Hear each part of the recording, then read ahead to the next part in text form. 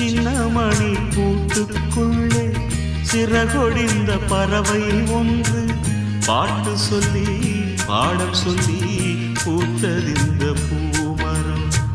தென்றல் வந்து வீசும் போது தீ அணைஞ்சு போச்சுது. தென்றலாலே தீ அணைஞ்சா எனக்கு தென்றல். அதனாலே இனிமேலே திசமாறி தென்றல் போகட்டும். ஆலமரத்துல சோடி கிளியில ஒரு கிளி பிரிஞ்சதம்மா.